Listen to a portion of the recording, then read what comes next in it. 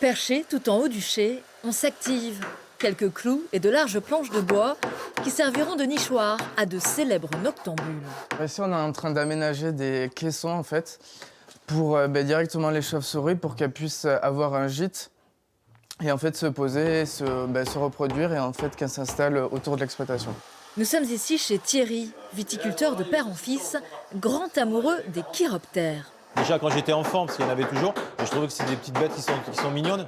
Et bon, après, en grandissant, quand on apprend qu'en plus elles sont utiles, c'est toujours intéressant d'essayer de les aider. Le but, développer cette colonie de petits rhinolophes, lui offrir le gîte en somme, car cette chauve-souris a déjà le couvert, capable d'ingérer en une seule nuit 1 millier d'insectes, dont le redoutable Eudémis, le ver de la grappe.